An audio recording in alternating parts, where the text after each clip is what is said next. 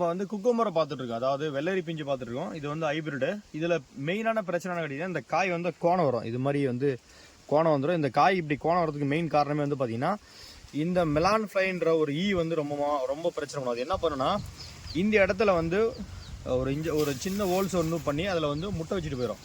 அந்த முட்டை நாளடையில் என்ன ஒன்று கேட்டிங்கன்னா ஏகப்பட்ட புழுவாக மாறிடும். அந்த புழு என்ன பண்ணும், உணவு சாப்பிட்றதுக்காக இந்த செடி இந்த காயில் இருக்க எல்லாத்தையுமே டோட்டலாக சாப்பிட்றோம். இது சாப்பிட்டு திரும்ப என்ன ஆகும்னா அடல்ட்டாக மாறி எல்லா பிஞ்சிலையும் போய் திரும்ப அதேமாதிரி என்ன பண்ணும், முட்டை வைக்க ஆரம்பிச்சிடும். இது எப்படி கண்ட்ரோல் பண்ணலாம் அப்படின்னா டெலிகேட் வந்து 0.1 ml, அது கூட சிடிஎல் வந்து 1 ml, இது ரெண்டு மட்டும் போட்டால் க்ளீனாக வந்து அந்த ஊசியில் இருக்க அந்த புழுவெல்லாம் க்ளீனாக வந்து செத்துரும்.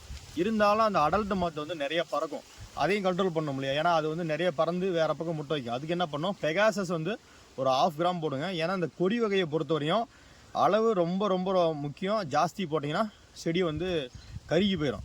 இது எதுக்கெல்லாம் பயன்படுத்தலாம் அப்படின்னா நீங்கள் வந்து பாவக்காய் பீக்கங்காய் அது எல்லாத்துக்குமே இந்த சொத்தை வர்றதுக்கு காமனாகவே இந்த டோஸ் வந்து நீங்கள் பயன்படுத்தலாம்.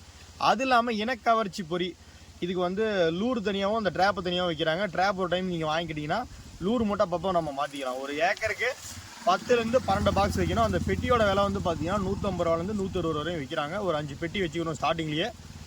இந்த மாதிரி பண்ணிங்கன்னா இதெல்லாம் அழகாக வந்து கண்ட்ரோல் பண்ணலாம். மார்க்கெட்டில் எப்பயுமே நல்லா தர இருக்கிற பொருளுக்கு ஒரு ரேட்டு, குவாலிட்டி இல்லாததுக்கு ஒரு ரேட்டு போடுறாங்க. ஸோ அதனால் உங்கள் விவசாயிங்க யாராவது இருந்தாங்க அப்படின்னா குக்கும்பர் விவசாயிகளுக்கு வந்து ஷேர் பண்ணுங்கள். இது ரொம்ப பயனுள்ள தகவலாக இருக்கும்.